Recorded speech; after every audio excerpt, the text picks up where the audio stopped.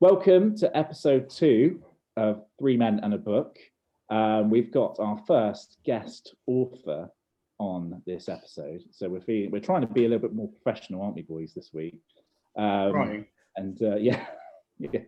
So we've Nothing got but professional. Swapna Haddow, who's the author of the Dave Pigeon series, and Dave Pigeon was one of the books that we put in our subscriptions back in February for our Discoverer subscription. So really looking forward to talking to her, and she'll be joining us in a moment. But one thing we are going to start to do, and it's sort of a new feature for us, is we're going to talk through sort of dad disasters, parenting fails, what's been the sort of biggest one. And I don't know, boys, have you got any that jump to mind when you're talking about sort of, or thinking about the biggest parenting fails so far? That's really good, boys. Well done. Thanks for the contribution. Well, you forewarned me on the question, and my answer at the time was I can't think of anything, and it still remains now. And I've been thinking about that a bit more, and arguably getting my son addicted to Thomas the Tank Engine is a negative. But I think more than anything that my parenting fail would be one of that much deeper thing. The fact is I haven't been around him enough to have caused the failure yet. Like, obviously I'm not spending as much time with him as I should to be able to do it, and that actually quite upset me. I was thinking, I haven't actually messed up my son's life because I haven't actually been there. Tears. And I thought, oh man, the opposite could be true, that I am spending enough time and actually I'm just the perfect parent. But going on possibilities here, I kind of went with the first one as far more likely. I mean, I haven't dropped him. I haven't lost him. He doesn't talk, so he can't swear at me. He eats a good varied collection of meals. He doesn't hate his gran. I don't know. I feel like that this is a small input I have. Today, for example, I've seen him for 20 minutes. So I don't think I've had enough time to fail yet. One of mine came just before actually becoming a dad for the first time. So when Kelly went into labour with Molly, we arrived at the hospital, and I don't know why, but I have this funny thing about I call it the stretch and sweep, but it's not. It's whatever, examination or whatever. And I got really funny about it. And for some reason, there's a scene in Twilight, one of the ones, I can't remember, like the third one or something, where basically she's in birth or something like that, and she drinks blood. And I don't know why, I've got this vision in my head.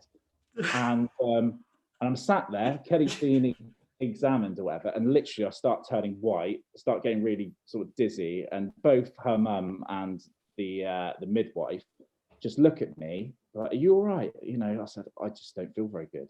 And Kelly is, having a contraction at the time, but they don't worry about her. They literally just rush me over, sit me down, breathe out and breathe out. "Are you all right?" "Yeah." Do you think you can do it?" "Yeah, no, I think I'm going to be all right." I'm just having flashbacks from Twilight. Yeah, exactly. And that was definitely one of mine. The fact I nearly fainted and I was nearly sick. The fact that I had the much easier job of being a supportive husband, and I nearly failed at that. So that was definitely my first dad fail. But after that, I got my head together and I was all right. But yeah, I remember that. That is pretty good. Yeah. I think I'm not sure if you can hear me properly because there seems to be a bit of a delay between you speaking and whatever. It's almost like watching a Bruce Lee film. But I think my biggest fail as a parent, I feel, is something that I'll take responsibility for. But my daughter Ava is very, very independent, fiercely independent. So much, so she's exactly the same as my wife and I.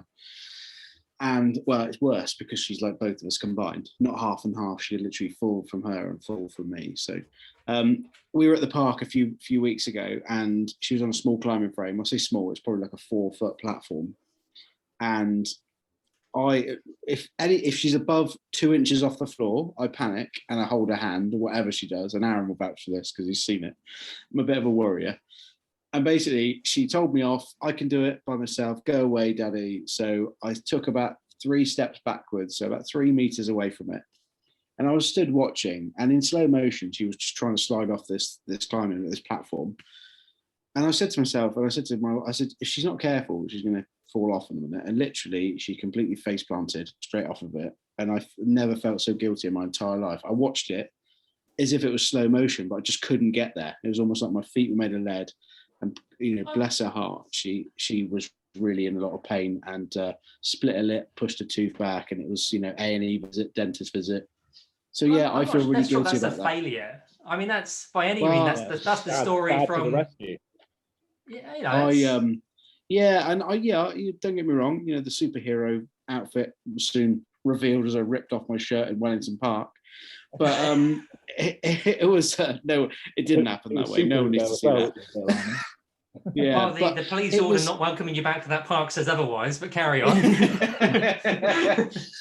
but I just feel that it was the only time that I'd kind of just not fought her on it and said no, and then she hurt herself really badly. And I honestly, when you watch so I'm sure you'll vouch for, when you see your child hurt themselves, it is the worst feeling ever, and you replay it over in your head and you can't get out of it. So sorry to take the stories to a dark place, but it is it's tough. It's really tough. And I don't envy any parent having to watch their child go through pain. And obviously there are cases of children going through a lot worse pain than that, which I empathise with. Hello. Hi, Swapna. How are you? Oh, can you hear us? Probably for the best, because the conversation took a dark downturn. Yeah, it really did. Feeling sorry for myself. I mean, we sound. Hiya. Hello. Hi. How are you? I'm good, thank you. Oh, it's Good. so weird you speak at the same time. Excellent. Hopefully there's not too much of a delay, because I know Mark was experiencing one, so hopefully that's all right. But thank you so much for joining us. So we've got Swapna Thanks Haddow. for having me. This is so exciting. Thank you. She's the author of the Dave Pigeon series, the Ballet Buddy series, and the upcoming Bad Panda, which is set for release in July 2021. So, Swapna, we have to be a little bit honest. You are the first author that we've had on our podcast, but we're very excited to have you. We're wondering if you could just start with telling us a little bit more about yourself, your children, and the books that you write. Okay, well, as your first author, I'm setting the bar super low. So are we. Don't panic. So I'm Swapna Haddow. I write children's books. I think my first deal was in 2014, and that was Dave Pigeon.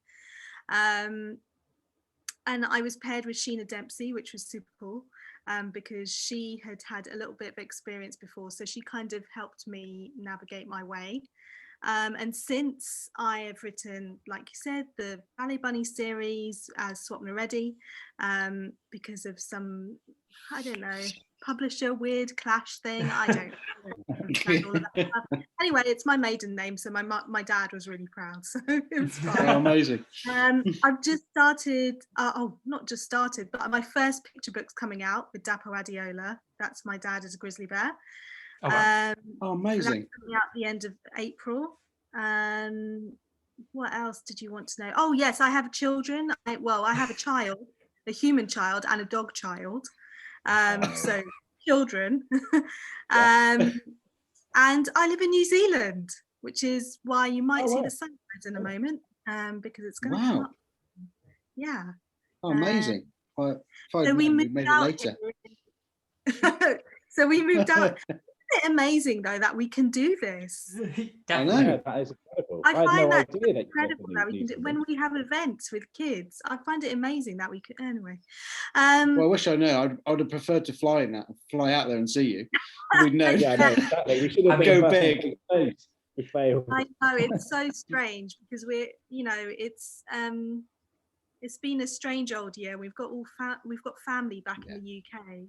And every time they ask us, how's it going? I feel really bad to say, well, we've had 5 holidays. How's it going with you? We've had holidays. It's just they were in these 4 walls. I mean, it's still you, yourself, and I. It's still. Yeah, I bet. But hopefully things are changing now. Everyone's getting the vaccine and 5G, so it's all great. Perfect. On something else, a complete tangent. I need to interrupt you and just comment on how beautifully presented your bookcase is. I know, it's amazing, isn't it? Completely colour order. Yeah. Unbelievable. That either says you're massively organised, or you've got far too much time in your hands. We're which is my desk. Yeah, amazing. No, I love it. It's the first thing I noticed. I thought it was incredible. Yeah, so one of my conditions when we moved to New Zealand in 2018 was that I wanted my dream bookcase, and I'm not sure if you can see, but there's a ladder. Amazing. Wow. Wow, look at that. Oh, wow. That's when you know you've made it. Yeah. Or when you just have an office, full stop. I know, amazing. Yeah, I know. I love Tell me it. about that. I'm still struggling to get mine. Sure, yeah. I'm going to go and steal the loft ladder in a minute and wheel it in here. Nobody goes in the loft anyway. No, don't worry about that. So Swapna, in my keenness to sort of introduce you, I forgot to introduce us. So just so you're aware of who's who. I know you can see a few names on the screen, but I'm Aaron, sort of the less bearded one. And then we've got Mark, medium bearded one. Beard order. And then super beard lord, Chris. Great. Well, what a great way to introduce us. Love it. It does. It gives someone to put your hands as well. You just end up stroking or playing with it, and I have to trim it back because there is the occasion where I can go like this and turn quite into the, I don't know what I am, but nonetheless I can do it. So the purpose of the podcast is the sort of three dads have got together. We're really passionate about getting our children to read and to inspire other children to read, and we're very keen as part of our company to try and find the best books, and I'm really glad to say definitely Dave Pigeon is one of them, and we really enjoyed it. Can you just tell us a little bit more about it, where the idea came from for the book, and what was your inspiration behind it?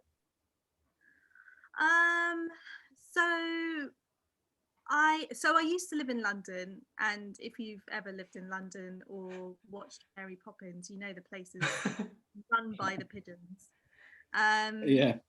And I think 2 years prior to writing Dave Pigeon, I thought I would have a go at entering the Greenhouse Literary Agency Funny Prize Award, because at the end of that was dangled this wonderful carrot of a book deal. No, sorry, not a book deal, an agent. But we meant book deal. So I'd entered that year and I was shortlisted, but I didn't win. And then my son, he was very young at the time, so I sort of needed some time to just, kind of regroup, think about what I wanted to do, and just, feed my child, just figure out how to and so then 2 years later I entered again, and I thought, well, pigeons are surprisingly smart. Like, you can teach a pigeon to read the alphabet, and they were incredible, like in the world wars and stuff, but they just look so daft. Like, they just and they do daft things. Like, I've literally seen a pigeon just like sniff another pigeon. Like, it's just, they just do really daft. So I thought, well, that's a brilliant combination of like being smart and daft to make something funny. And the first version I wrote was called Pat the Pigeon, and it was just terrible. It was like, even writing was such a slog. So it was like literally about 10 days before the deadline, and I just had to scrap poor old Pat, and then went with Dave, because every Dave I know is just also daft and smart as well. So yeah, that was it really. Just kind of, I don't look far for inspiration. It's literally the stuff out of my window or the person in the next room. That was how it kind of went. And I think one of the things I really love about Dave Pigeon is that there's this kind of element of breaking the fourth wall, because you get these conversations between the pigeons, and it's almost like they're talking to you, or you're in the room with them. And I remember when I sent that after I got my agent and my book deal, which we all knew was coming, I remember talking to the editor, and we had this big meeting. So I was with Alice, who was the editor, the art director, Will, and then I met Sheena for the first time, which is actually really rare. It's weird, but it's really rare for the writer to meet the author, the illustrator early on. Really? Often don't meet them, or often you meet them at an event for the first time, which it's quite a strange thing. So I met Sheena because we had to discuss how this would even look. So when I'd presented the manuscript, it was very much like the text, and then these conversations were almost like a play. They read like a play, and we were just wondering how to do it. And so we sat down and we figured it out. We sort of hashed it out and figured it out. But it was amazing because that was the first time I met Sheena, and I started to get a sense of what she liked to draw and how she worked. And so of course, she was like, I hate crowd scenes, so I put one in every single book. She just we're very similar, so we're the same age. We've got sort of quite a similar outlook on life, so we basically became best pals after that meeting. And it was just, I think every Dave since has been so much more like symbiotic between the illustrations and the writing, because we kind of got to know each other, which is why it's so weird that writers and illustrators don't meet, because I think actually it really enhances the relationship. But so I was going to ask about that actually, because of the way the book is put together with those conversations between the pigeons. Like you said, it feels like you're in the room with them. So after you met Sheena, so did that have a real influence on the different drafts that you went through, or did you already have the sort of story of Dave Pigeon and then it just Sheena added to it, or did it actually you went back to the drawing board a bit? How did that work? I think with the first book, I was there. So we'd written the text, and I'd sent it off to my editor, who had approved it, and then it had gone to Will, who's the art director, who had found Sheena, and then so that was the process. So by that point, we'd pretty much established how the first Dave would look. But then, since having, now I know her, we have sort of worked more collaboratively. Whatever. We worked in collaboration. I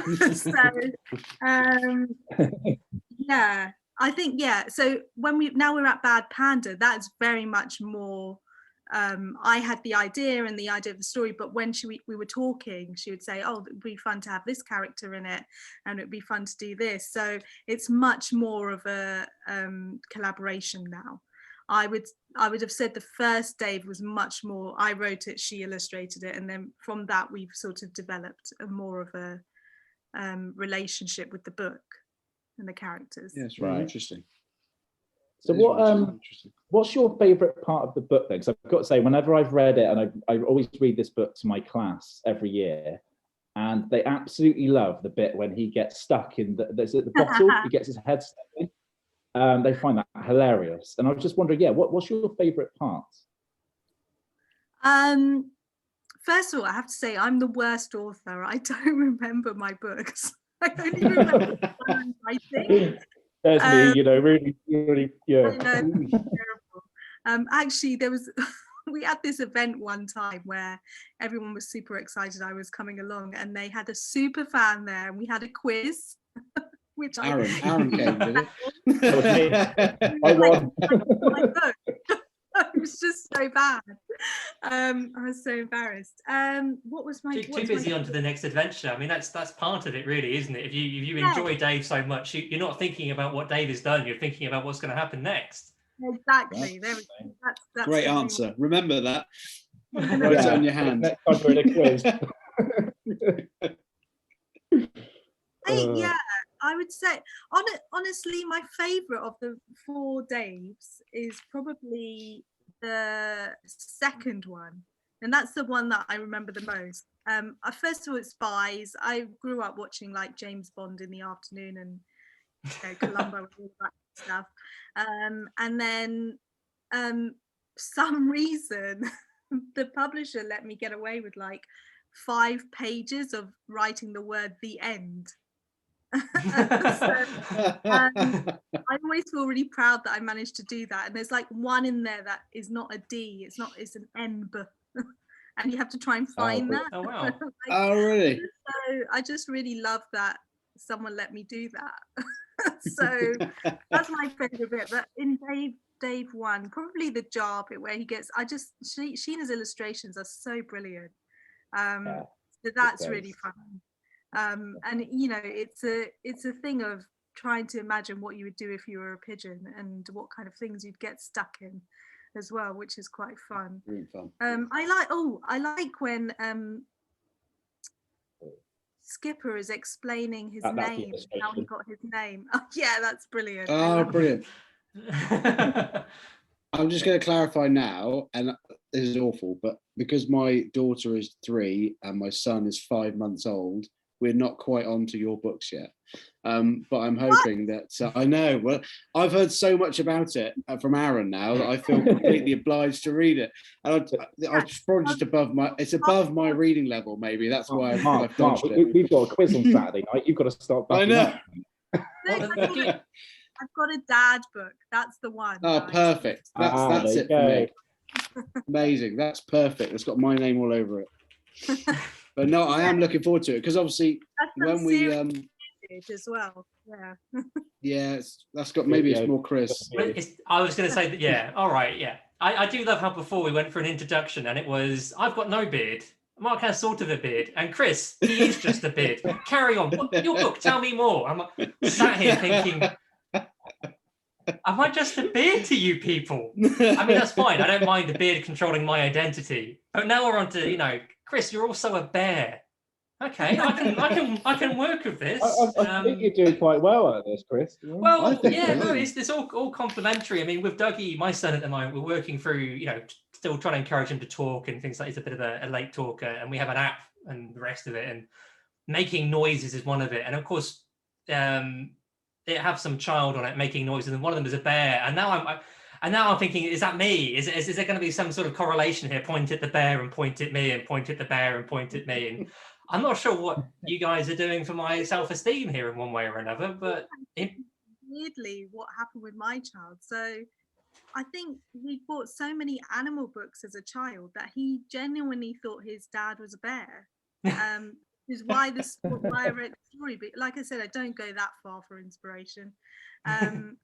So yeah, that was why I wrote the My Dad is a Grizzly Bear story, because I just wondered what other things would make you think your dad was a bear. So yeah, that was pretty much it. I think it's probably quite normal if you've got this like huge human coming after you, tickling you, and yeah, I get that. Especially if he's got a massive hair on his face. Yeah. Rubbing his back against a tree.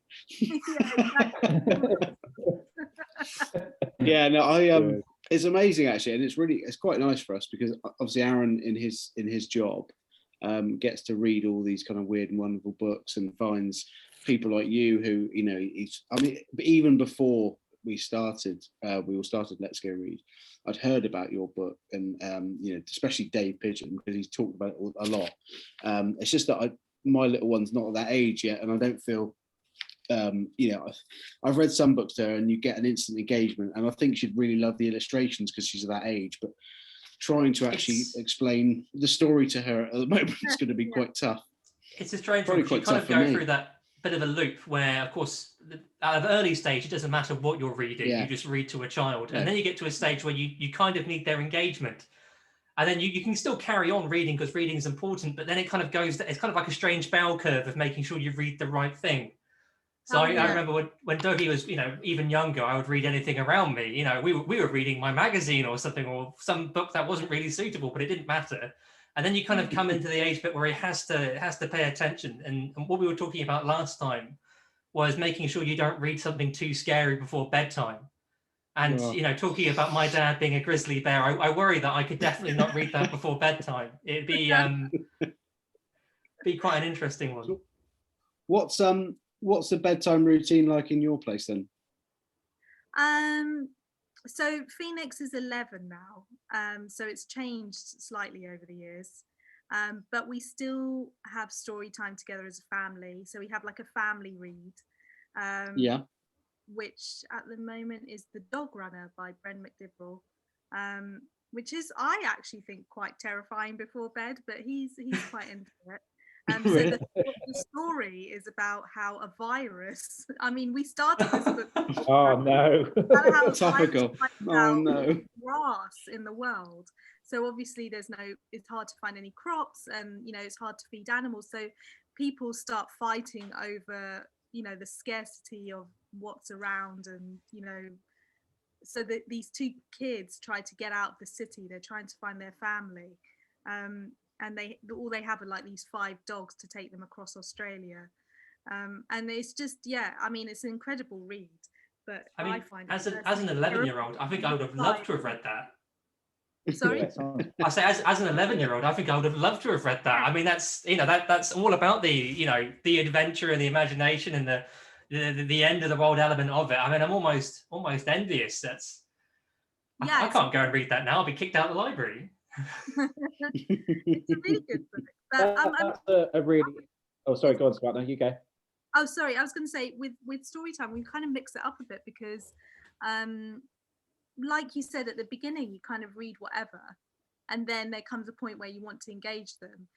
And so you're trying to, pick sort of age appropriate books and things like that. But then you come on the other side where they become confident readers, and we read picture books. He doesn't really care. If you go into a shop and there's a sort of like 3 to 5-year-olds, he doesn't really care. He loves illustrations. He loves comic books. He loves graphic novels and stuff like that. So I think our main thing is that he gets a choice. That family read is always his decision. And then of course it's the very long-winded wind down of trying to get him in bed, because suddenly he has like 3,000 questions he needs to urgently ask. So that doesn't ever stop. I haven't found that stop. Thank you. I look forward to that. I thought that dwindled out.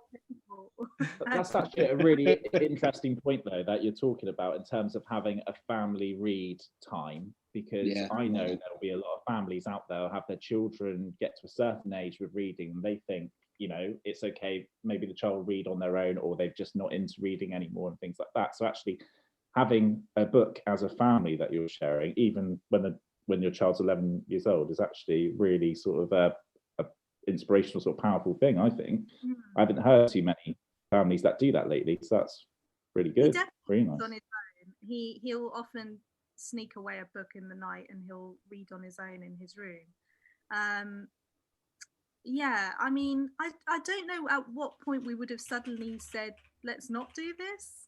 I mean, we definitely, there are definitely times where you can't do the family read every day. So James, my husband, he's a surgeon, so his timings don't always work with him with bedtime and stuff like that. But for the most part, we get every evening, and so I'm trying to think, like, where would we have said, oh, now you read, let's stop doing this? I don't know. I mean, I think the thing with the family read, it's so much more than the book. It's about cuddle time. It's about sitting together, on the couch or wherever, and having a chat. We always talk about what we're reading, which is why it takes so long to get through a book. Harry Potter, God, one of the Harry Potters took us about 2 years to get through. Oh, really? For a conversation about it. I have to admit, I still haven't read the last one. I haven't had it in me. I mean, the first couple. I mean, back when Stephen Fry first did the narration for them, I think I listened to it whenever I was doing quite often. But I've never made it beyond the first few. I've now watched the films as of recently, and Harry Potter is one of those strange ones where I now feel I've missed out from everyone talking about it, so I kind of stay quiet on it. So if it took you 2 years to read one of them, I'm afraid I'm going on a decade or so, and I still haven't finished one. So I wouldn't worry too much.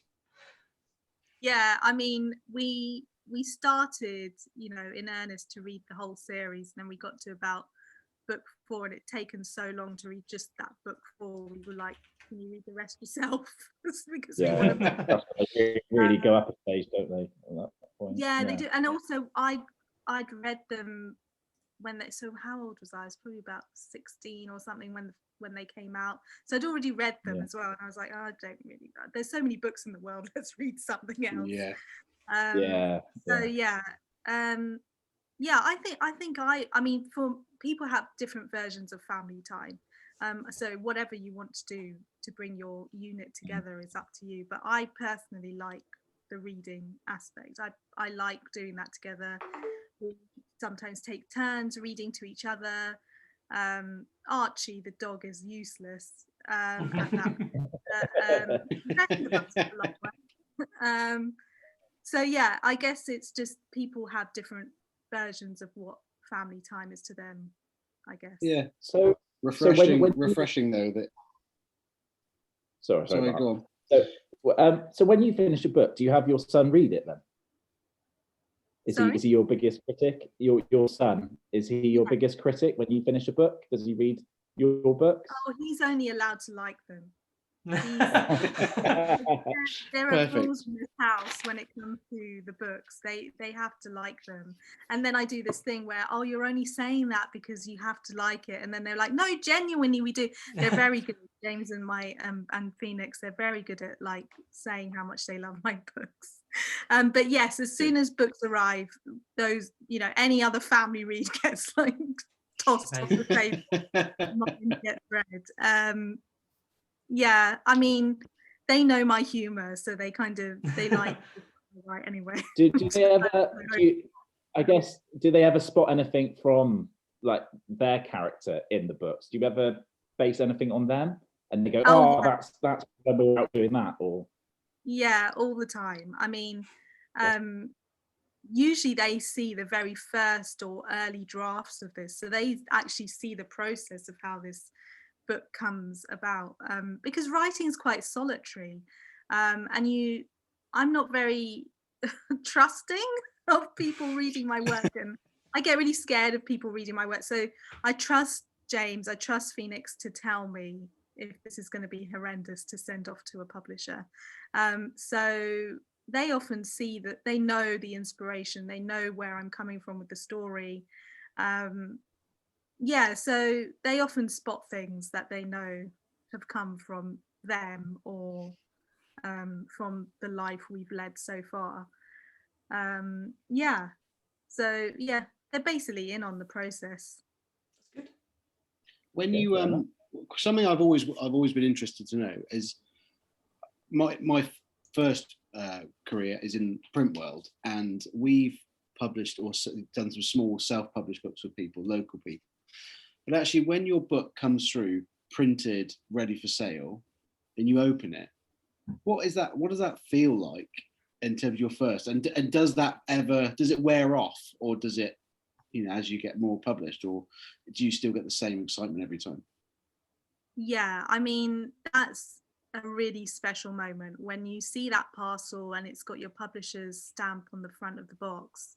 What's in there, and that's a very special moment. I'm so in awe of people who do these unboxing videos on Twitter and stuff, because I don't know how I'm going to react, so I don't want that film.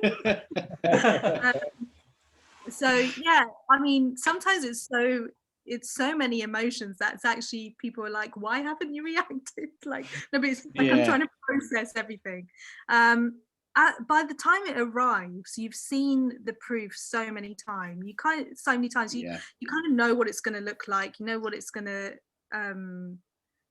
sort of, how many pages there's going to be, how thick it's going to be, and things like that. So you've kind of, in your head, you know what's coming. However, nothing compares to actually seeing and feeling and smelling for the first time. But you've kind of caught me at a sore point, because thanks to the pandemic, the Panini pandemic, I haven't received many of my books yet. No. I have to come all the way from UK warehouses, and obviously things were shut, and so I'm really miserable because I'm waiting. Oh no, what a great question to ask. I know. Thanks, Mark. Rub some salt in the wound. Yeah, so it's very strange when I get sort of videos from my niece in the UK who's like, I got your book, and I'm like, oh, I don't have mine. Yeah, but it's always wonderful when you get that. I usually need a couple of days to process. I need like a bit of time to look and feel, and then I'm like joyous. Yeah.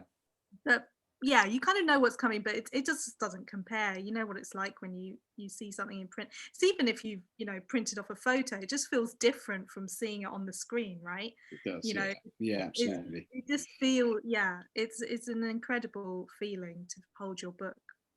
I think Especially in such a digital world. Yes, yeah, exactly. I think the first time I saw Dave in a bookshop was really emotional because I hadn't by that point I hadn't really thought it would ever happen. So seeing it in the bookshop was just that was incredible. It was quite a teary moment, but Did you push all the other books out the way and make sure it's forward facing? Make sure, it was centralized, so that child move the number one bestseller label. That's it. I've got a whole army of people. I've trained every member of my family to, reposition my books at eye level. To make sure Did you take a Sharpie marker and sign a few on the slide? I'm not brave enough to do that. Get thrown out for defacing their property. Yeah, I know. Someone will be like, "Oh, do you have ID to prove you're Swapna Haddow?" I'm really scared of doing stuff like that. But in the beginning, my husband, every time we'd enter a bookstore, my husband used to sort of like, "This is my wife, the author." Oh, really? Oh, amazing. So cringe.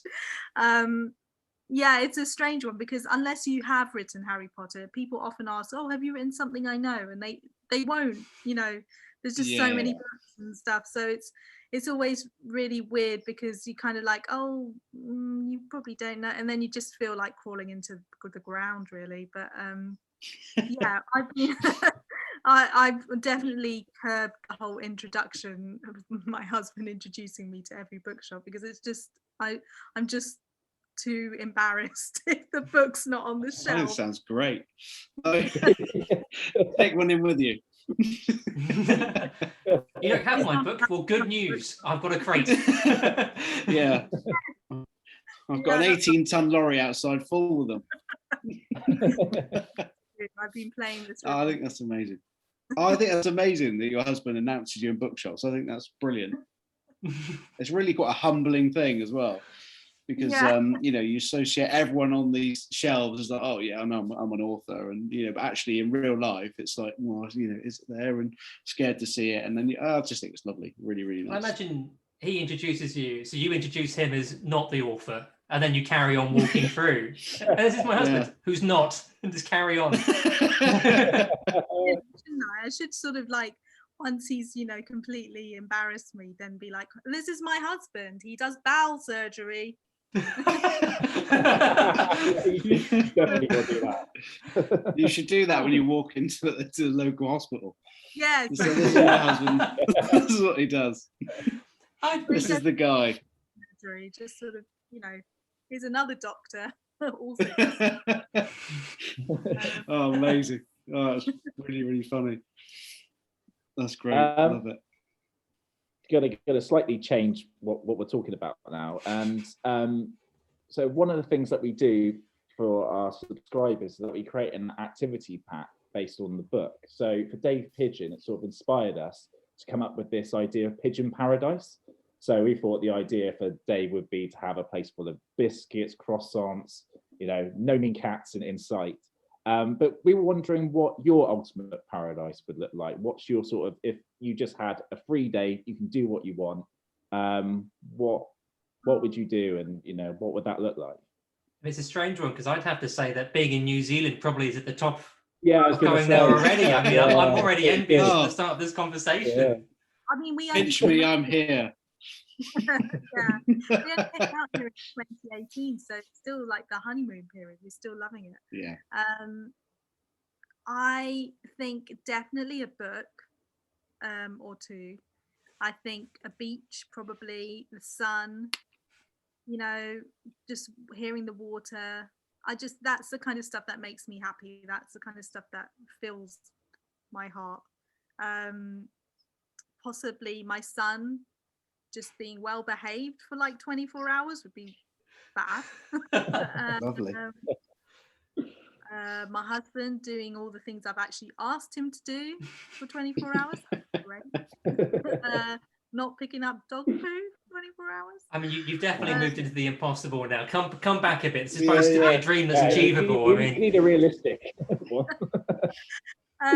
Yeah, do you know what? Just a day of reading and not having any other things to worry about, not having to worry about deadlines or school or whether uniform is washed and all sorts. That would be nice. A day off from all of that would be amazing.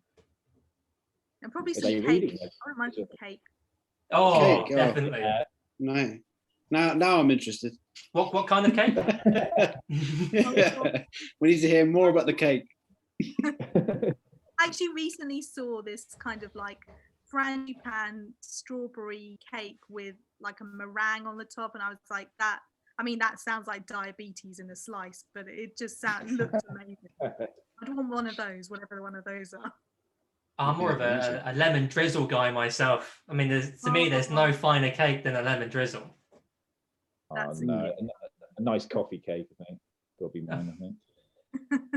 Yeah, You put me on the spot now. I like them all. I know, so come on. I feel like the issue would be all of the cake. everything in one go. Just, a little bit of everything. A little tiny fork of everything in one go. I think is perfect. Yes. Oh, that would be amazing. Why focus on one? So we've just go with Mark's dream now. If he was on a desert island, he'd have cake. Yeah, all right, yeah, sure. Yeah, why not?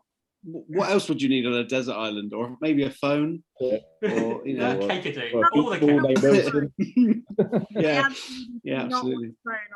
On my day off, that's the thing that would be left behind. I would start worrying how I'm going to get home at the end of the day. I'd be thinking forward. That's the issue. It's fine because in New Zealand there's only one Uber driver, so he knows where I live. Oh, really? He knows everyone. He knows everyone. Amazing. Oh, brilliant. No app required. The other thing that we were going to ask you about was one of the reasons we do what we do is the fact of, well, we firmly believe that if you get the right book into a child's hands at the right time, it will just inspire sort of a lifelong love of reading. Now, can you remember what was the book that sort of changed you or really inspired you, whether that was during your childhood or even sort of, at a sort of a later date? What were those stories that sort of stood out for you? I can't remember specifically a book, but I definitely loved the sort of Meg and Mog. Is that Meg and Mog? And the Owl, yeah. Yes, I loved those books as a child. And I think it was almost because you could copy the illustrations. They weren't intensely difficult. So you could create your own stories, looking, it was easy to read. And it was just, I kept going back to those books. I really loved those books. I think a lot of the television at the time was quite Americanized. So I really loved, as I got older, I really loved those kind of like massively long chain series like Sweet Valley and Point Horror and Point Crime. Anything that was quite American, I really loved. I loved the idea of going to America and living there. And so I wanted to, I love those kind of books. But you know what? I really love nonfiction as well. I used to like create my own projects. I'd get like a book about the Olympics and I'd create my own projects based on that. I mean, we didn't have that much fiction at home. We didn't really have that many books at home, but we had a library. Every time we'd moved, there was always a library nearby, and we would go every week, me and my sisters, and we'd spend hours there. I think basically now looking back, my mum was using the library as a babysitter. But we thought it was amazing. So yeah, it was, I just sort of just worked my way through books. I kind of loved everything. I loved, romance. I loved scary stuff. I loved nonfiction. I definitely loved things that made me laugh. I definitely had like a Roald Dahl phase. I loved all those kind of quite dark humor and stuff like that. Yeah, I think it's so important you find the right book to engage. I think I was quite lucky because I just took to books quite easily. I wanted the escapism. But you know, it doesn't always happen like that. And there was definitely books and methodologies that put me off reading. So when we were younger at school, or no, it was like secondary school, we had to stand up and read, and I found that so intimidating. I really hated that. And they were books that were chosen by the school, so they weren't necessarily books that I would have chosen to read. So I would struggle with the language, I'd struggle with my nerves of reading, and I think that could have easily put me off books had I not had this other option of choosing my own books at the library. And I think that's it. I think it's having a choice. I think that's what works really well. I think, you know, not putting any pressure on a child who wants to read graphic novels for 10 years of their life is fine. Let them, you know, that's how they engage with books. I think if you have an 11-year-old who wants to read a picture book, let them, you know. I think it's having a choice. Yeah. I think the thing that can put a child off reading is kind of forcing a book on them that they don't relate to or they don't really want to read. Yeah, it's funny because with our subscriptions, we're obviously choosing things that we're trying to always have two different genres, aren't we? Every single time, because you're not always going to get it right. I mean, hopefully, you know, we're selecting the right books, right? Sorry, say Aaron and his team are selecting the right books, and you're not always going to get it right. It's going to be subjective, but I think when you do find that one book that your child engages with, it's such a great feeling. Yeah, definitely. And I think you're right. You're not always going to get it right. There's only so many books you can offer. But sometimes there's that moment where these books are a collection they have, and then something that they received, you know, years ago, they suddenly pick up and they've engaged with it. So even just having that as an option is really wonderful, because it's something they weren't ready for, maybe perhaps at the time when they got it, but they come back to. And I actually found that with my niece with The Hobbit. You know, to be honest, it's probably really bad as someone who now lives in New Zealand to say that they don't like The Hobbit, because it's like, I don't like it. I have to admit, I hate it. But I really struggled to engage with that book, and then I had an exam on it as well, so I was like, oh god, thank god for Cliff Notes. My partner loves The Hobbit. The illustrated version is just out of view, but on the other hand, I don't like it. I don't get on with it, and I do remember it being read to me in primary school. You know, that Hobbit was read and the rest of it. I don't remember engaging with it because I never connected with it. To me, fantasy is something I struggle to connect with. Instead, sci-fi I connect with a lot more strongly because I can relate to it. It's something I can get on board with. But me and her, we have this argument about it mostly because she doesn't find sci-fi believable or realistic. And I go, but you do find the Hobbit, orcs, goblins, whatever it may be. That's absolutely fine, isn't it? She goes, yeah. And that just shows that, you know, your imagination and who you are kind of clicks in these two different ways. And it doesn't necessarily need logic to kind of apply to it. No. You just have to feel part of that reality. And it's very, very strange, but I'm looking at the illustrated. I mean, I bought the illustrated version, but nonetheless, I won't touch it. So that was similar to me. So I obviously, once we moved to New Zealand, it felt important that we send something back that was traditionally a Kiwi kind of book. So we sent The Hobbit to my niece, and I just thought she will never engage with it, but it'll be this beautiful book sitting on her shelf. She loved it, and I was just astounded because I thought this was such a difficult book for me to read. Like, I hated this book as a child. Then I actually got text on it. But she loved it. She just clicked with it. She just really got on with it. And it wasn't even like an illustrated version. It was the one with the teeny tiny writing. And I was like, how is she even enjoying this? But I guess that's it. You know, you just don't know. Everyone's so individual. You just don't know what you're going to click with. So giving kids options, I think, is really important. That's, thinking about the box. I mean, I say to the guys all the time, I don't have the time to go buy my son a book I think he'll like. I see a magazine and the magazine will come home or something. And actually having someone else or having the service, Aaron and the team kind of pick these things and as a parent, I feel it's kind of like, especially with the library being unavailable at the moment, you're kind of given these choices that you can then provide that are kind of almost being pre-vetted to some point of view, but you don't have to kind of, it's nice as a parent who isn't, so my background is almost completely technology. I still enjoy physical books, but I sit at my computer all day and I work. And so kind of being able to make sure Dougie doesn't miss out on the books and finding what he likes through that randomness. I think that's one of the beauties of what, put together is this idea of randomness and multiple books. And as you say, it may not be this month's book, it may not be next month's book, but when that final book clicks now or in the future, the door just opens. And I really hope that, in Dougie's case, it looks like it's going to be Thomas the Tank Engine and Trains. That boy is going to be a complete train related addict, I think. And which that's fine. We live the southwest of England, what happens to be next to the largest heritage railway in the country anyway, isn't it? So it's, if he wants to enjoy trains, it works. If he enjoyed sports, we'd be in serious trouble because I would not be able to keep up with any element of that. And so I kind of hope we can keep him in that imagination section a lot longer. Exactly. That's why I need the reading time with my son, because he's quite sporty and I'm like, I don't relate. I do like that. I love the idea that you sit down and read. I just think that's a really nice, refreshing way. I when I was growing up, I was never a big reader, and I regret it now because actually I really enjoy reading with Ava. And actually, I know she's 3, but she's starting to pick up the books and say, no, I'll read it. And she, bless her, she hasn't got a clue what's going on, but she's pretending to read. And actually, the fact that she's doing that, I think, is a really positive step in the right direction. I love their versions when they do that. I know. Definitely.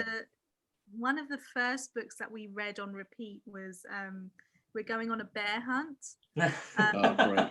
She loves that. Family favorite. And so, because it's quite repetitive, Phoenix learned the words quite quickly and would get such pride in turning the page at the right point, or what he thought was the right point.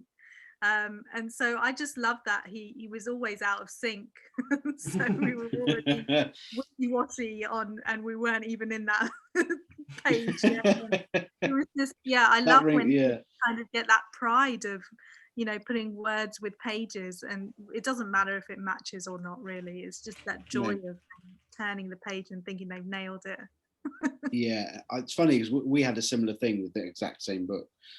Because it is repetitive, she does actually remember it. She can read it, she can repeat it, which I really is quite good fun.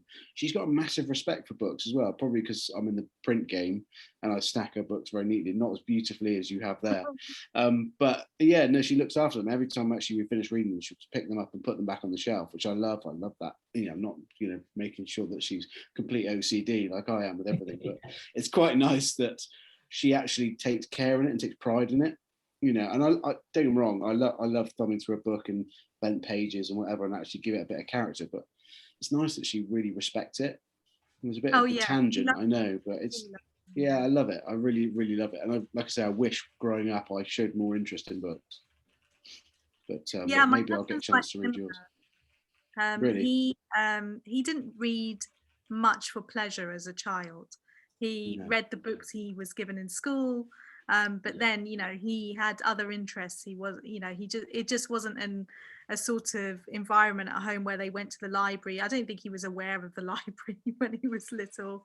So it's quite lovely to watch him reignite that passion for reading. But as a parent, he started basically reading with Phoenix, and that's got him interested again. And he's even got a library card, would you believe it?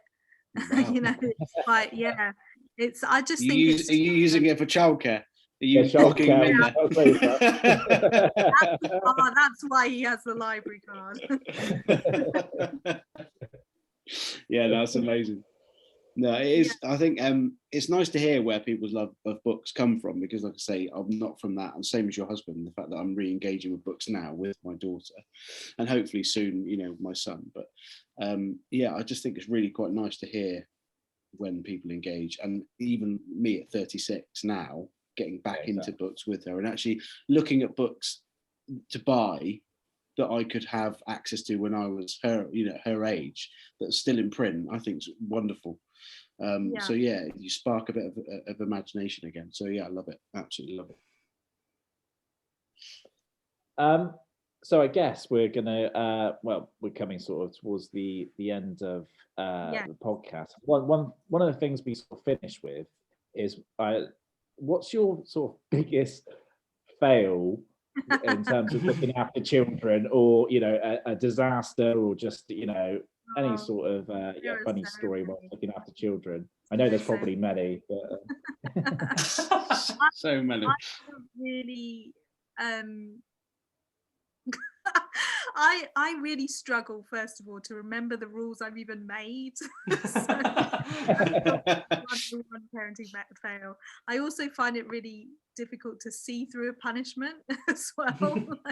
So I think probably the story my husband and my son love to tell is, I think, how old was Phoenix? He was probably about 7. Yeah, 7. So we were going on a bike ride. We'd found this quite nice, flat, by a canal kind of bike ride, cycle path that we'd driven there, taken about an hour to drive there. And then we'd got the bikes out, helmets on, and then Phoenix set off, and then James was in the middle, and then I was at the end. And I could see Phoenix as he was cycling, sort of veering quite close to the verge. And I didn't want him to tip into the canal. So I was sort of trying to yell like, Phoenix, stay away from the side. But he's quite, he knows his own mind. So of course he tipped into the canal. And so once James and I pulled up next to him and sort of pulled him and his bike out, and he was covered in reeds and he was soaking wet and he smelt really bad. I pulled him off and I was like, Phoenix, did I not tell you don't go so close to the edge? And he was like, I didn't mean. And I was just like, you should listen to me. I have done cycling a lot longer than you've been even around. So how about I lead us, and then you come and you be in the middle, and then Dad will be at the back. So I get on the bike, I'm sitting up really nicely, I've got my helmet on, and so I set off, and then I kid you not, within 10 seconds I was in the canal.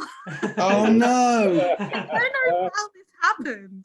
I don't understand. It's like we hadn't even been cycling more than about 3 minutes. So we were both drenched. We were both like, I mean, I don't know if it made it worse, but he never said I told you so. So I actually think that made it worse. I've been all over that. So, yeah, within about 5 minutes of that, we packed up and left. Sold the bikes. Yeah, that's kind of my standard of parenting. I often like bikes are on eBay. I mean, and then yeah, and then I that no, that was amazing. But, bikes and canals are difficult. I mean, I have a very similar story where that almost happened to me, except it didn't, because what happened instead, better or worse depending how you look at it, I was cycling along, no child in sight. This is just me as an adult. No excuse. And I realized that I could no longer pedal as easily. And what had happened was my shoelace had come untied and gone around the pedal to the point where it couldn't move anymore. And it got to the stage where I started to slow down, and it was, basically narrow canal path, canal, hedgerow, standard canal.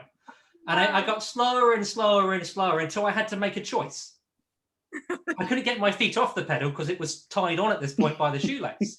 And I had to either go into the canal or into your standard, British canal hedge, mostly comprised of fawns. So I slowed down to a stop and just fell into it. And at this point, my leg is still trapped under it because I can't free it to push up. I'm in the hedgerow, and then there's the people behind me who had the greatest joy of their life as they watched this chap slow down, fall into a hedge, and remain there. As they come up to me, do you need a hand? Yes.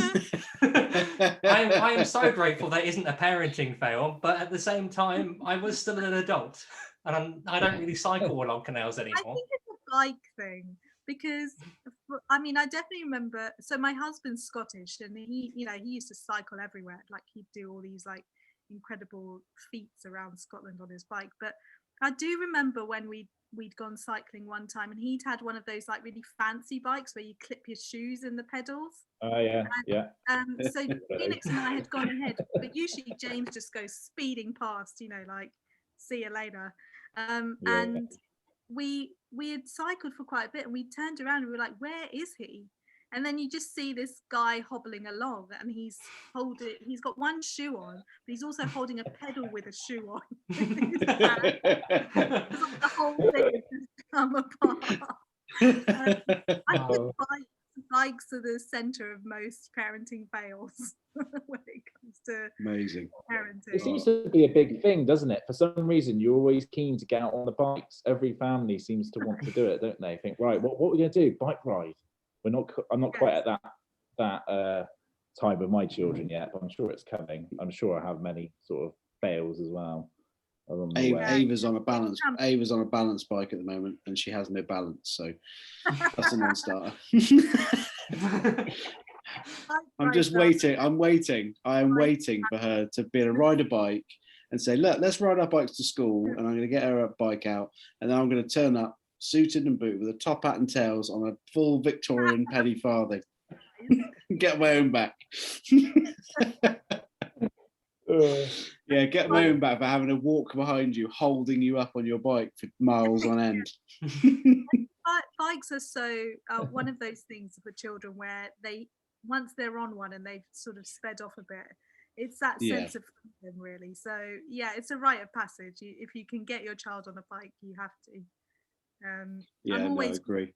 Scooter, because I don't know, I just do not feel safe on a scooter. They're all the rage at the moment. All the rage. Yeah. Terrifying. Yeah. Any more questions, or are you all done? We're wrapped up. We're all done. Thank you Got any so questions much for us? Yeah. We're gonna flip. Feel like an interview. Have you got anything you want to ask us? How do you guys know each other? Like, how did this come together?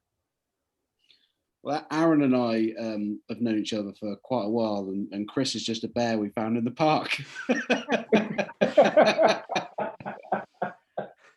You know what? If we get it illustrated, the story in some way or form, I'm absolutely happy with being a bear. I will wear that pride. It will be me, because I know that if I'm a bear in this, I don't know what the two of you are going to be.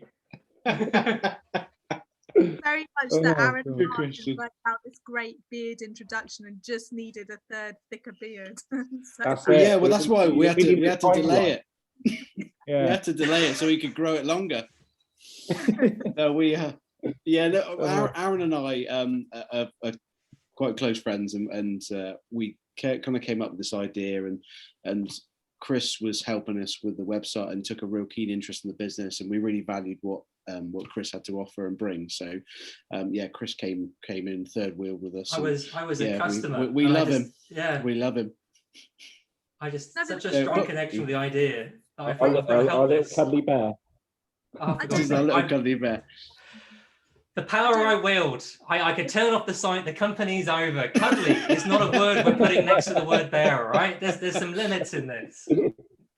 I don't really know the situation in the UK at the moment, but when we were leaving, so many libraries and things were being shut. So this is amazing that, books can get into homes and children can see different options and things like that. I think that's really lovely. Well, I mean, the whole reason behind it is we were both I actually overheard Aaron reading to his daughter, and he put so much energy and passion into the characters and the voices. And I was kind of going through a phase where I was reading books, but I was a little bit monotone and I was putting energy in, but not to the impact that I thought Aaron was. And I just said, it'd be lovely to know how you do that and what your thought process is and whatever. So that's kind of how it came about. It was never supposed to be this big corporate monster that earns loads of money. It's purely just to get books into people's hands and kids' hands, And if it goes that way, I'm not going to stop it. We've all got mortgages, but I feel that really, that's the staggering facts about sort of 400,000 children in the UK not owning a book. I think it's frightening. you know, even for a non-reader like me, when I was growing up, I still had access to books. I had a library of books that my parents would be reading to me, and I think it was one of those things, and we said this, we've got to try and put a stop to it, you know, and try and do something. And that's why we're just so passionate about including what Aaron's kind of named the best books in the world, and obviously take that as a compliment, because yours has been included. But yeah, no, it was just a lovely thing and a lovely idea, completely different than what I do for a day job. So, but yeah, and obviously Chris has come on board. And actually, the funny thing about when you first came on and you said it's brilliant, we can do this via Zoom. Well, actually, as Chris is our business partner, we've never actually physically been in the same room yet. Yeah. Because it was started lockdown. It could actually be a bear. We don't know yet. We could. Who knows? Who knows? Being catfished right now. Yeah, absolutely. Yeah, absolutely. So yeah, no, I just think, you know, it's a lovely thing to start in a weird time in our world. And yeah, no, we're looking forward to the pubs opening soon, so actually we can have a proper get together and a catch up about what we're doing. But it's been really lovely talking to you, and thank you so much for your time. I mean, especially, I did have to Google the time in New Zealand at the beginning of this conversation when you said about the sunrise, and I do a lot of work with you know, America. And nonetheless, when you were talking about the sunrise, you were really talking about the sunrise. As I saw it set behind Mark, it would have been appearing for you. I mean, it's what, 8 in the morning? Yeah, we're at 8 now. I mean, next week we have a book launch for My Dad as Grizzly Bear, and that's at 4 a.m. Oh. Well, say thank you ever so much. I mean, that's so kind of you to be up and be breaking into a deep conversation about books and reading so early. I'm always for a conversation about books anytime. Thank you so much. Well, now you said that, you know that we're not going to leave you alone, right? Yeah. What do you think about this? What do you think about that? Yeah, no, thank you so much. It has been a real pleasure and good fun talking to you. Thank you so much for taking Dave under your wing, so to speak, and absolutely just being brilliant and getting books into kids' hands. And yeah, let me know when, I don't know, the podcast or the video, whatever goes live. Yeah, of course. We will, yeah, of course. Yeah, definitely. That worries me a bit when we talk about a video, because when it's a video, people will know there's a beard. If it's completely audio, it's just this magic thing that people will never truly understand or see, and I can get away with it. But it will have to be a video. Gandalf status now, if it's that's it. Oh, so yeah, Gandalf. Oh my God, it's going to have to be a video a little bit for one reason only, is your magical bookcase. Like, I feel that has to be given some sort of justice. So maybe we'll put the logo over my face and then we'll keep the bookcase. Or, you know, I think that's amazing. I also have a really cool background this side, so I can start to see the corner of it. Yeah. Oh wow. So that just yeah, and still this room is not my favorite room in the house. It's actually the downstairs toilet. We've got dog wallpaper.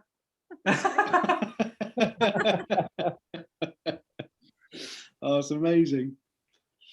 All right, okay, well, I'm going to let you get on with the rest of your day. Thank you so much for your time. I genuinely enjoyed it. So nice to meet you. See you guys later. Yeah, see you soon. All the best. Good luck with your launch. See you soon. Bye. Bye.